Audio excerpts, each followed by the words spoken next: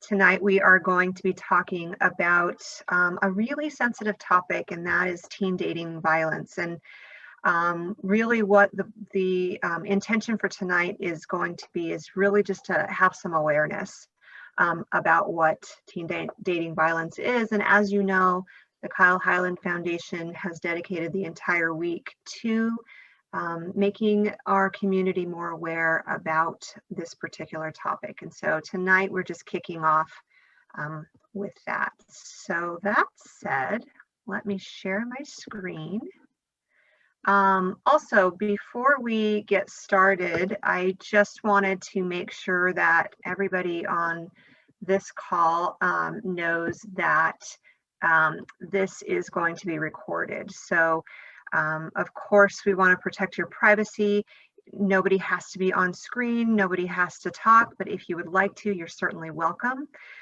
Barb is going to be looking at the chat, so if a question comes up for you, feel free to just pop that into the chat and she can stop me and as I'm talking and we can go from there. It's a little different this time, right? Because what I'd like to see is a presentation like this in person where I could really be interactive and really hear from you all and answer questions, but that's a little bit difficult to do with Zoom, especially when there's a PowerPoint taking up most of the screen.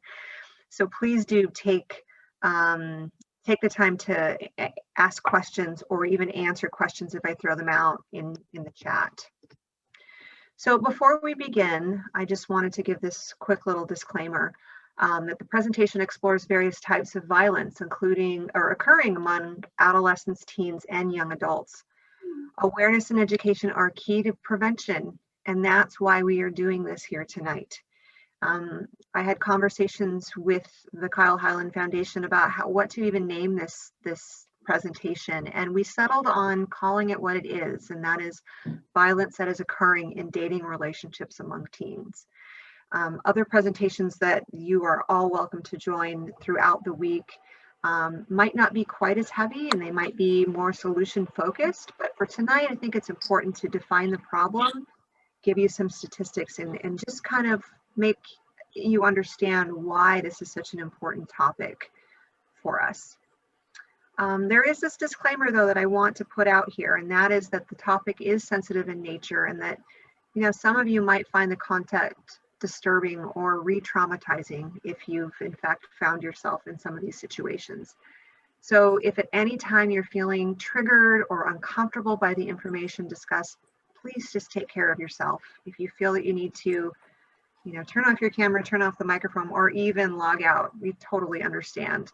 And also, if you are feeling traumatized, please do seek support as needed. Okay.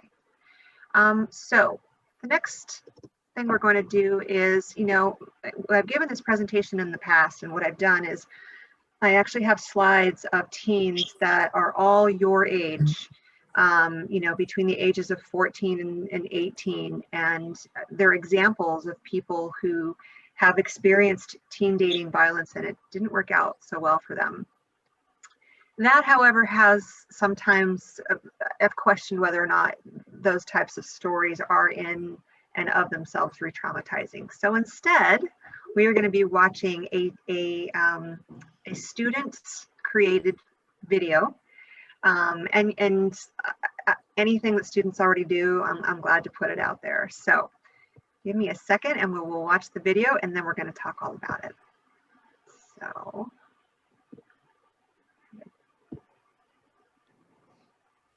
Share sound. There we go. Can everybody see that? Yep. Okay, here we go. Hey, you see that girl over there? She kind of cute, but I can't. Why go talk to her? Nah, I can't. Go. Come on, bro.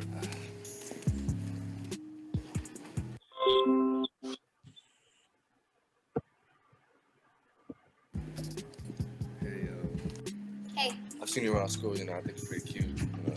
Can I get your number? Yeah, it's 817. Love,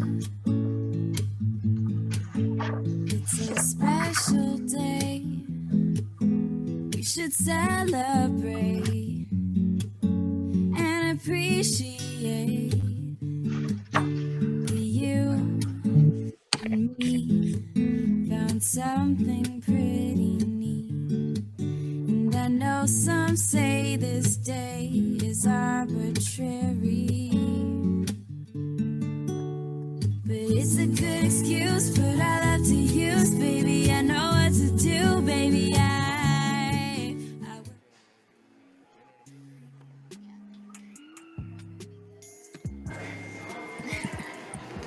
Who's that? My friend. I'm your friend. Chill out. I'm chill. Who is it? My friend. I just told you. Dude, like, she had a tendency to take my phone. I wasn't even freaking using that Yeah. stuff.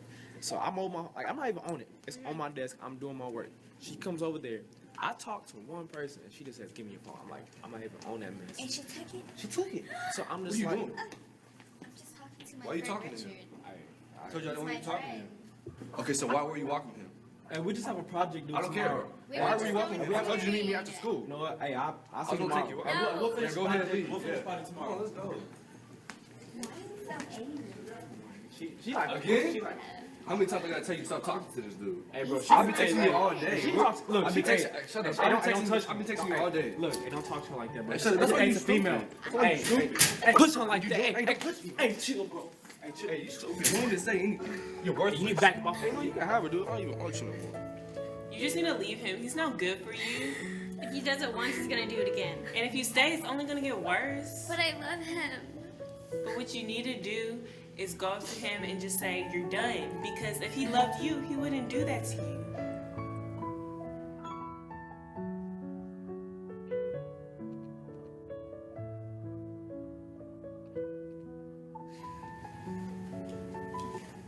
We Babe, need to talk. before you say anything, I'd like to say I'm sorry. And all that stuff back there, it wasn't me. You know it wasn't me. You hurt me. I know, I'm sorry. Things will change, I promise you. I promise you.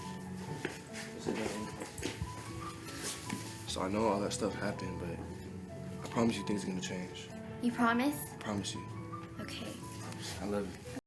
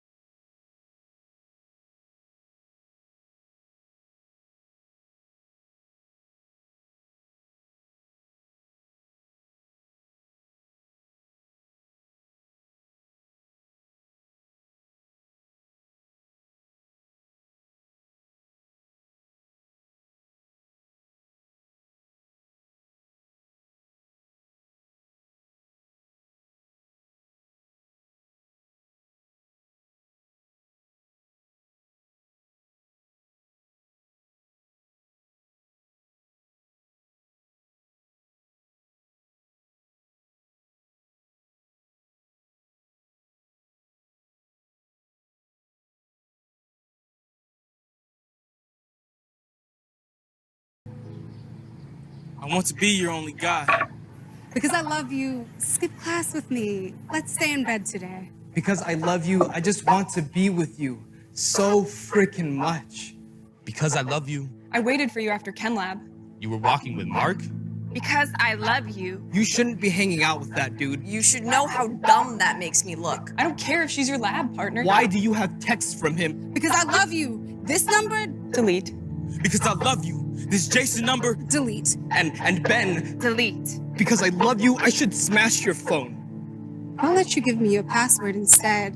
Because I love you. I will check your texts every day. You got lucky. Because I love you. Because I love you. You think it's okay? Because I love you. You understand. Because I love you, you stop talking to your classmates. And you feel completely alone. Because I love you.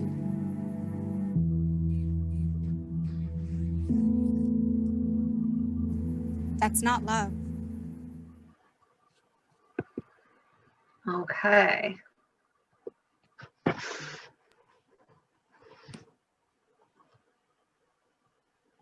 So, I'm going to go back to sharing this PowerPoint. Can you all see that? Yes. No? So hold on a second. I'm going to have to stop sharing for a second there. All right. Has anybody seen that video before?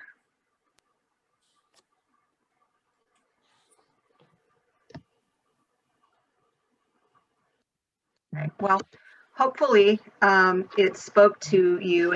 I'm going to guess that many of you have either experienced some similar situations or have seen things very similar. And later in the presentation, I'll say why. Oh, you'll hear about why I say most of you have probably been exposed. So what is teen dating violence? Well, teen dating violence is a pattern of abusive behaviors that is used to do two things: exert power and control. That is what teen dating violence and all domestic violence is about: power and control. And what's interesting about violence, domestic violence, teen dating violence in this context is the same. It involves a series of behaviors over time. So things happen in a vacuum. So hopefully things don't happen. And what you hopefully saw was that, he was really nice in the beginning and everything seemed okay. And then there was a progression of escalated behaviors that happen. So it isn't as though you're going to start dating somebody and then all of a sudden you're going to know, wow, this person, is doing these things to me. These are things that happen a little bit over time. And then eventually people find themselves in really, really tricky situations. Okay, so there's many forms of abuse. And right now we're going to talk about the four main types of abuse. But what I really want to make sure that you understand is that all of these abusive behaviors sort of overlap on top of each other. And for most abusive relationships, typically people don't know that they're in a really dangerous situation until they've usually experienced all of these. Unless, of course, you're in a talk like tonight and you're able to recognize some of the signs. So let's talk about the first one, which is emotional abuse. So did you know that emotional abuse is the most common type of abusive conduct in teenage relationships? So in fact, emotional abuse is reported by 76% of all teens who report dating violence. That's a big number. So most people who have some kind of dating violence relationship will almost always say it started with emotional abuse and/or it's a continuing component. However, emotional abuse tends to be talked about much less frequently than other more identifiable and immediately dangerous types of harmful conduct, which is why it's so important for us to talk about it tonight. While physical and sexual abuse can have immediately threatening repercussions, emotional and psychological abuse can have just as much damage to a teen in the long run. So what exactly is emotional abuse? Well, emotional abuse is a form of controlling behavior that involves subjecting another person to behavior that causes a diminished sense of identity, a sense of dignity, and a sense of self-worth. And it can happen in a number of different ways. So verbal abuse is probably the most obvious. That would be yelling, screaming, chastising, demeaning. Then there would be humiliating a partner, and that would be with words in private or in public. Controlling a partner, telling them what they can or cannot say or do. Withholding information from a partner, which we're going to talk about that one a little bit more as we move through. And, isolation is another one that's really important to know because a lot of times people wouldn't understand that this is an actual form of abuse, but emotional abuse does not necessarily have to involve words. A teen dating abuser may instead attempt to physically isolate his or her partner from other people. So how does that look? What does that look like when you are being isolated from somebody? It could be making your partner feel bad about spending time with their friends or their family, threatening them for spending time with other people. We saw that in the video tonight. Lying to the partner by claiming that others are uninterested or in spending time with them. And it's important to know that when a teen's the victim of isolation, they become dependent on their abusive partner, and then they fall victim to additional abuse. So isolation is a really big key factor in awareness and us really recognizing what's going on. There's also embarrassment. So some abusive partners can use words to publicly embarrass their partners, which can result in really low self-esteem and self-worth. And again, as we're going to talk about later, the lower the self-esteem, the lower the self-worth, the less likely you are to get yourself out of these situations. And so isolating a partner from friends, family, and embarrassing them, all abusive behaviors. Physical abuse is probably the one that most people think about when they think about violence, right? It's the word violence, teen dating violence, domestic violence, intimate partner violence, any of those words we can use. Physical violence is the most easily recognizable type of abuse because it often leaves a mark. But any kind of unwanted contact is still violence, and it often escalates in severity as time goes by. So I've put a bunch of different types of physical abuse on the screen here, but certainly by no means, there are many others that I didn't include. So some examples might be pushing, shoving, biting, spitting, slapping, shaking, punching, scratching, kicking, holding you down, throwing things at you or in your direction, breaking your property, punching holes in the wall, throwing things, maybe interfering with you while you're driving, grabbing your face, grabbing your arm, even if it's just say, hey, wait, hold on. Of course, using a weapon of any kind, not letting you leave or blocking a doorway, not letting you call the police if you need to, talk to a parent or a teacher or someone that could help. So those are all different types of physical abuse. Sexual abuse. So this one, again, is a big one. And I'm just going to read what's on the screen first, and then I'm going to see if anybody's surprised about what they read. So sexual abuse is any sexual act that is forced against someone's will through an overt non-consent. That word is highlighted, non-consent, or an inability to consent to the act. So if you aren't saying yes, or if you don't have the ability to say yes, that's when the conditions for sexual abuse start to form. So it includes a completed or attempted sex act, including rape, oral sex, or penetration by a hand or an object. Abusive sexual contact, such as intentional touching, either directly or through clothing, so that's being grabbed. And non-physical contact, including voyeurism. Does everybody know what voyeurism is? Does anybody not know? By the way, there's a little raise your hand button we can use. Voyeurism is watching you when you don't know that you're being watched. Verbal or behavioral sexual harassment, threats of sexual violence, taking or posting nude photographs of a sexual nature of another person.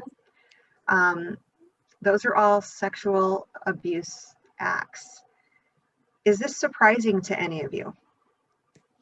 Because when I've given this presentation in the past, this one seems to surprise people a lot. I think the first two, the thing I think that's most surprising is the inability to consent part, which happens more and more, and what happens with sexting and things like that. More teens are sexually assaulted by people they know than by strangers. That's a really important fact to keep in mind. Sexual abuse, again, is any sexual behavior that's unwanted and that is carried out without the consent from both partners. Trying to think what else I want to say about that. I guess I want to talk about, I just want to give you some, again, context. So physically forcing you to have sex is an obvious one, but using coercive statements to try and make you feel guilty or obligated to engage in sexual behaviors, that's sexual abuse. Threatening to out you, hurt you, or spread rumors about you if you refuse to do what they want, that's sexual abuse. Unwanted kissing or touching, not letting you use birth control, or knowingly exposing you to HIV or other STDs, that's sexual abuse. Forcing you to use drugs or alcohol so that you have less control, or not forcing you, coercion with drugs and alcohol, forcing you to have sex with others, or forcing you to watch pornography. Those are all acts of sexual abuse. And then the last one we're going to talk about tonight is electronic aggression. And this one is a little less known. Electronic aggression is emotional or sexual abuse that carries over to cyberspace. So this is when we're using text, email, and social media to, again, control, right? So it's bullying, harassing, stalking, intimidating, controlling, or threatening you. And you know, in this day, technology is an integral part of life, and tech abuse can take many, many forms. So what does this look like? Well, telling you who you can and cannot be friends with on social media. That's electronic aggression and abusive. Monitoring your social network sites, monitoring your email, monitoring your text messages, stealing or making you give your password to them so that they can check it. That's a form of coercion. Sending you mean messages on social media, either directly from them or anonymously. Convincing you to sext or sending pictures of yourself when you really don't want to. And then they're using that against you. Well, if you don't do this, then I'm going to show people this picture, or showing the picture anyway, even if there is no threat. Checking your location, you know, the people finder, making sure that they know where you are. Harassing you with repeated phone calls, text messages, negative or harmful social media, and of course tagging you in memes or posts or pictures that are meant to harass you or hurt you or embarrass you. Those are all forms of electronic aggression, and it's abusive. So I'm not going to go too far into this. I just want you to know, and this is put out by the state of New York, on their website on teen dating violence. But again, this is just about power and control. And this wheel shows a lot of different ways that power and control is manifested through physical, sexual, electronic, emotional, verbal abuse. So the big question is, this doesn't really happen at my school, right? I mean, we live in Benicia. Nothing like that could happen here, does it? Well, here we go. About 1.5 million high school students experience abuse from a dating partner every single year. And what I want to tell you all is that that statistic is from 2015. And so in the time since we've moved forward, I'm going to guess that number has gotten even bigger. Unfortunately, not all stats are updated as frequently as we'd like. But 1 in 3 women and nearly 1 in 7 men who ever experienced intimate partner violence first experienced it between the ages of 11 and 17 years old. So if you think it's not happening at your school, I have to tell you that it is. It's important to note that many of the individuals between the ages 11 and 17 who first experienced teen dating violence were exposed, had early exposure by other things. So that could be family members. Maybe they saw domestic violence happening in their homes. Maybe they had some kind of violence with their siblings, or they watched their sibling experience violence or perpetrate violence. And also media. There's a lot of this in our media. So that's why it's so important for us to talk about it in forums like this. 1 in 3 dating violence is more common than you think, and especially among teens and young adults. So 1 in 3 teens in the United States will experience physical, sexual, or emotional abuse from someone they're in a relationship before they become an adult. It's startling. I kind of wish there were more parents on this call, because it's important for us as parents to know that this is a problem and an epidemic happening in our culture. Nearly half, 43% of college women reported experiencing violent or abusive dating behaviors. Physical abuse. 1 in 10 high school students, 1 in 10. So I'm sure you all have 10 friends. We can think of it in that way, right? That's what we're talking about. 1 in 10 high school students has been purposefully hit, slapped, or physically hurt by their partner. And only 33% of teens who were in an abusive relationship ever told anyone about the abuse. Another big number, 81% of parents believe that teen dating violence is not an issue and admit that they don't even want to know that it's an issue. That's startling. It's a startling statistic. 38% of date rape victims are young women between the ages of 14 and 17. 38%, that's a big number. That's a big number when you're considering all of the population. 70% of pregnant teenagers report that they were being abused by their partners. Now, that doesn't mean that all pregnant teenagers are being abused. It just means that there is a high percentage of those teenagers that are admitting to that. So again, it is too common, and I hope that I'm not boring you with all of the statistics. My point is to help you recognize that this is a problem in our community, in our nation, in our city, and so it's really important that you guys are all here and talking about this the way it is. It affects millions of teens in the U.S. every year. Data from the CDC's Youth Risk Behavior Survey and the National Intimate Partner and Sexual Violence Survey gives this particular statistic, and that's that 1/4 of high school girls in the U.S. have been a victim of physical or sexual abuse. Also, I think it's important to recognize that the burden of teen dating violence is not shared equally across all groups. Sexual minority groups are disproportionately affected by all forms of violence, and some racial ethnic minority groups are disproportionately affected by many types of violence. Barb, I can't remember the date, maybe you can help me, but I know that we also have another presentation on teen dating violence in the LGBTQ plus population as well. Is that right? Yes, we do. It's going to be on Wednesday, 7 p.m., same time, same Zoom code. Basically, it's teen dating abuse in the LGBTQIA plus community.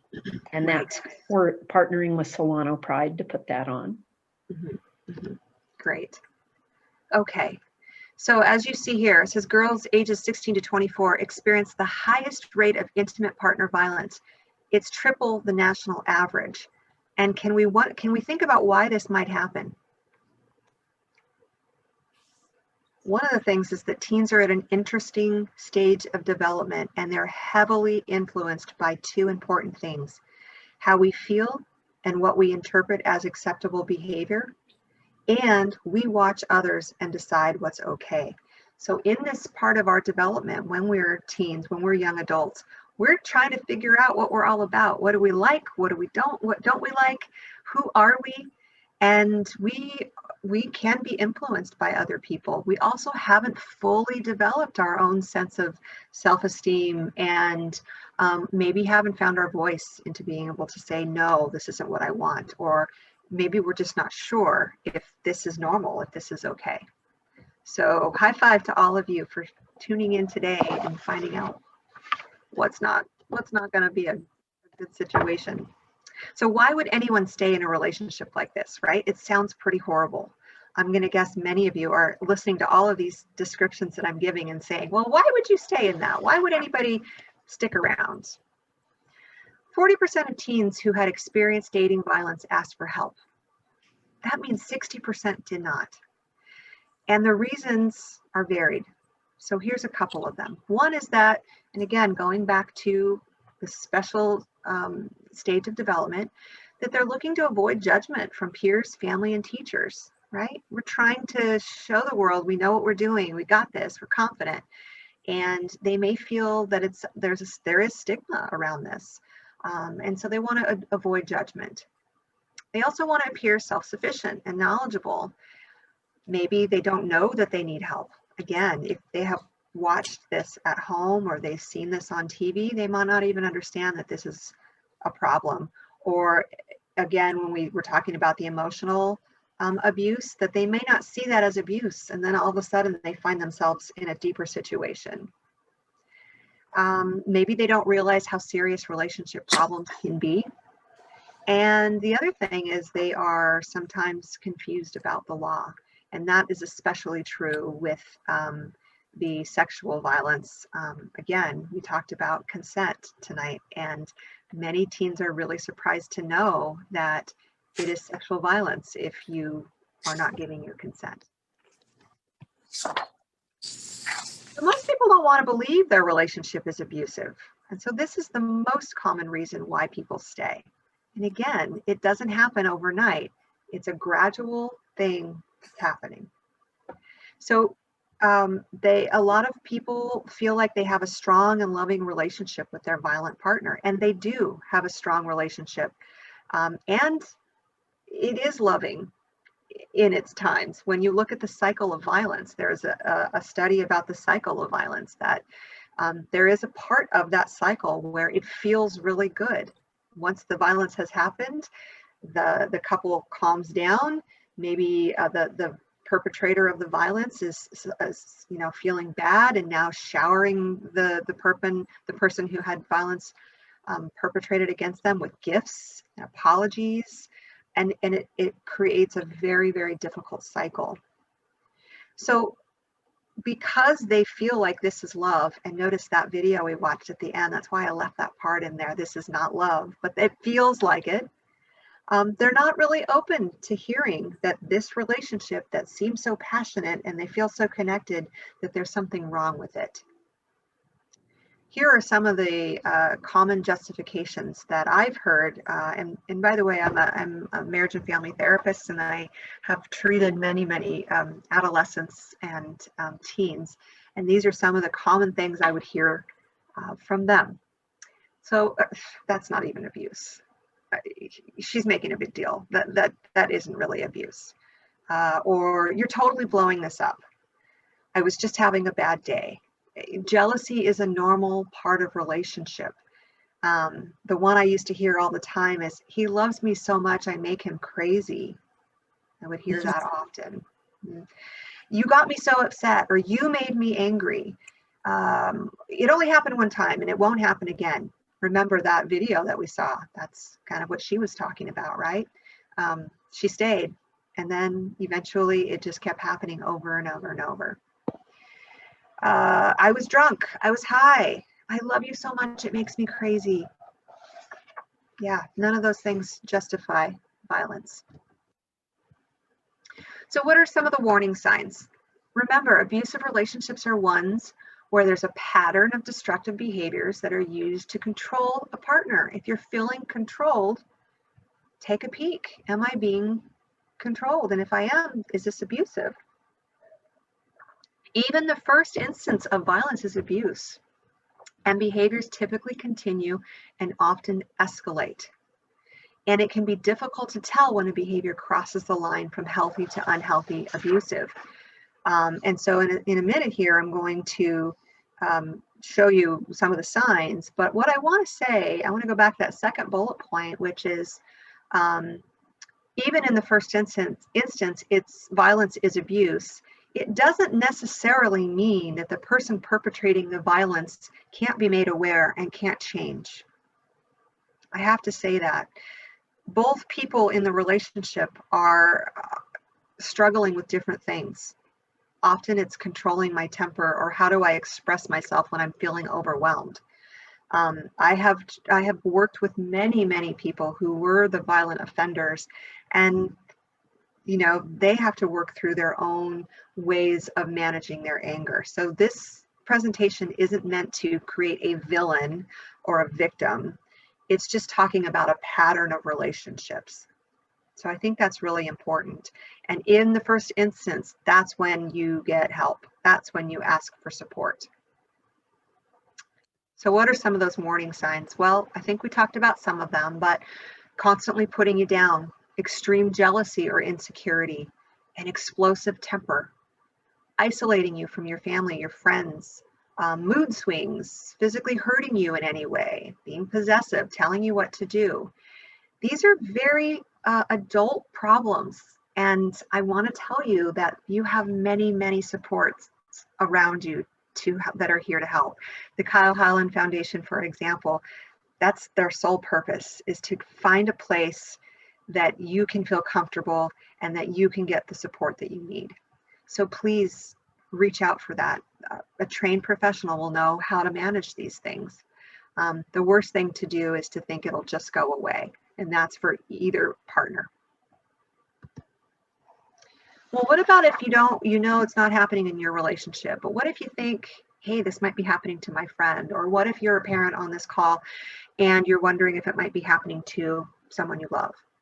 Well, teens withdraw from and are uninterested in ordinary activities. So when you suddenly start seeing them withdraw and they are not wanting to engage in the things that they used to like to do, that's probably a pretty good sign. Unexpected and unexplained mood swings, change in sleep habits, isolation from friends and family, low self-esteem and self-worth, drug and alcohol use, and or self-harming and or suicidal behaviors. You might be looking at this and thinking, this sounds a lot like depression.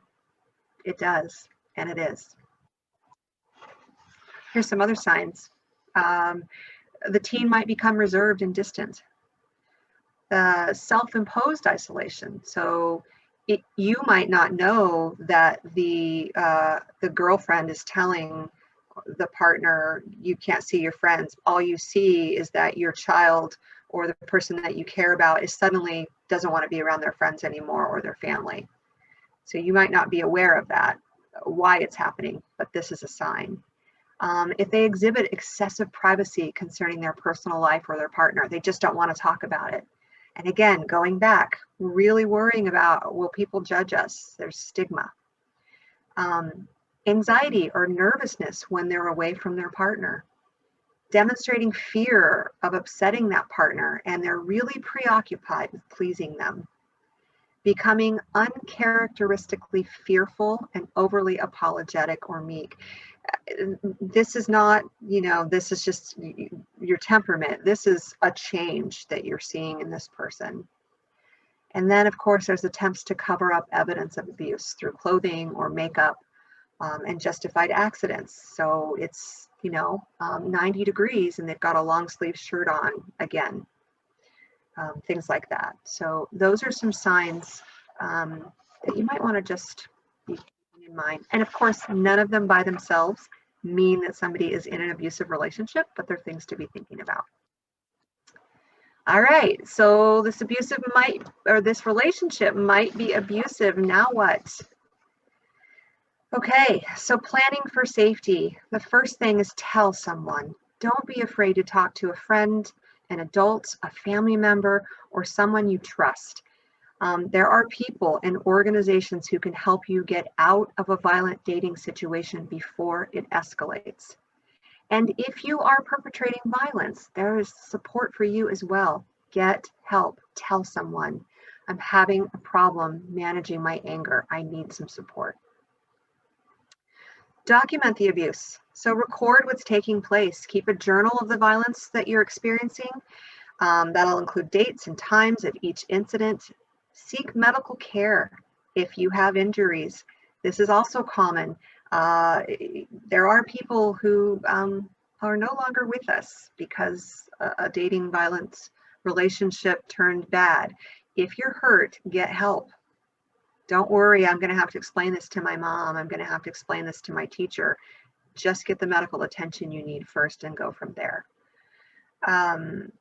Think about your safety. So relationships can turn violent very quickly. And if it happens, get out of that immediate situation. Consult your friends or trusted adults for help before the abuse intensifies. And most importantly, please get professional help. I'm going to go to the next slide and I'll show you why I'm saying that. Planning for safety is really important. So individuals who decide to leave their abusive relationships are typically the most vulnerable. When when violent relationships have gotten to that peak and they're pretty darn violent, and often it's the leaving that gets the most escalated because the person perpetrating the violence is now feeling out of control. And what are they going to do? They're trying to get that control back. So violence is likely to escalate. So, studies suggest that 75% of partner violence related deaths result when the victim leaves or tries to leave. And that is why I say, talk to a professional, please. It's imperative that abuse victims talk to a professional who can inform them of their rights and can help them map out a safety plan. A safety plan is pivotal, exactly what it is. And here takes us to this. This is something that hopefully you will all write down and put in your wallet because you never know when you're going to need it. I think the Kyle Hyland Foundation has actually created something for you all to put in your wallet. This is just one of many, many professional organizations, but I really like loveisrespect.org because it's geared towards the teen population.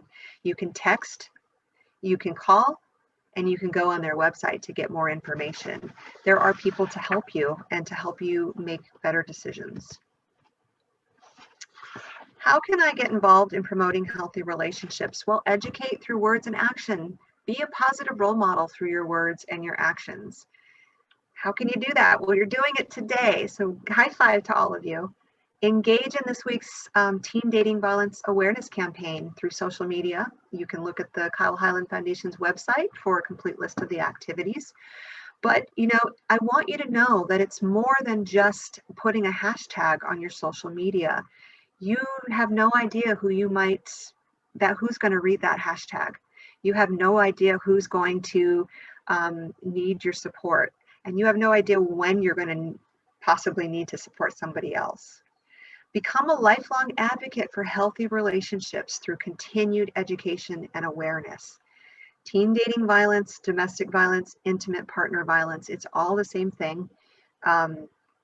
It's important because it's constantly evolving back in the day, there was no electronic violence. Now that's something. So things keep evolving. Make yourself a commitment to being aware and becoming an advocate. And if you're worried about someone who might be in a violent relationship, the best thing to do is listen to them without judgment, support them, and really encourage them to seek help, professional help, because it might save a life. And so I'm going to stop sharing here and I'm going to open the floor. We have about 10 minutes if anybody has any questions.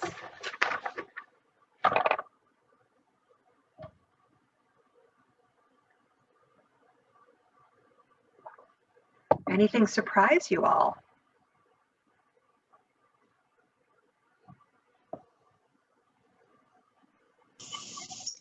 I thought it was a very good presentation, and I liked the video too. Oh, good. Thank you. Thank you so much for being here with us. It is my pleasure. Really is my pleasure. If any teens are making themselves available to this really important thing, that's the least I can do.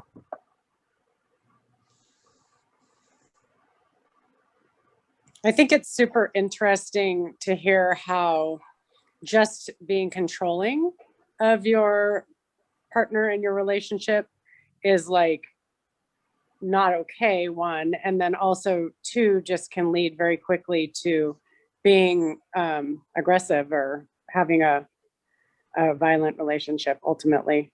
It's kind of that amping up. And I think a lot of times teens feel so insecure or unsure of their love relationships that's super easy to fall into. Yeah, so true. So true. And again, teens you're out of the gate, right? This is your first experience of what is love and what is relationship, and you're really still just trying to figure it all out. Yeah, I agree. That's a great comment.